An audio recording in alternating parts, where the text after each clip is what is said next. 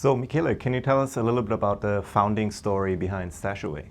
Sure. So in early 2016, I had been in Singapore for a bit more than 3.5 years, and I was decently paid. I was saving money, and I was trying to find somebody that could help me manage my savings. And after talking to a few banks and trying some of their services, I realized that I was simply being pushed product with very high fees and with no attention to what were actually my specific needs.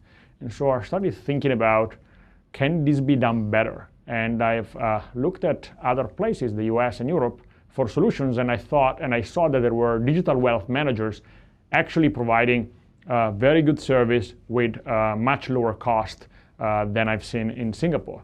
And so I started thinking about, can I actually contribute to the overall wealth management industry in Southeast Asia and actually build something like that? And that's when I started looking for somebody to build that with. And I mean, you know well, and the next step was that we met for coffee, and then a few weeks later, I met Freddy for coffee.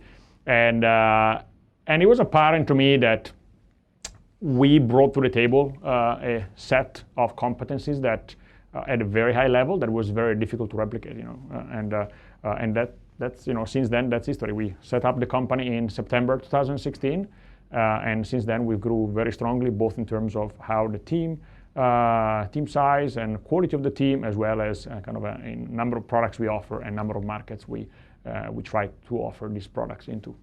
Yeah, and at the time when we met, I was actually in Singapore after a bunch of different companies that I had founded before in other markets, other geographies.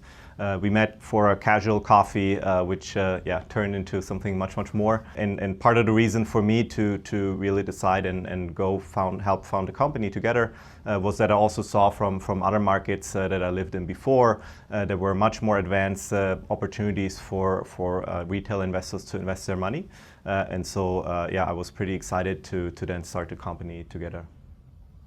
Well, similarly, when we first met, we are poor at keeping time limits. An hour coffee became 3 hours. And in fact, I still remember vividly, we started by disagreeing with each other in our meetings. And to be able to converse with fellow founders who was able to disagree with you and talk about a topic with a lot of passion for a long time and work on a solution and brainstorm about it, I think that's something that says a lot that we can work together.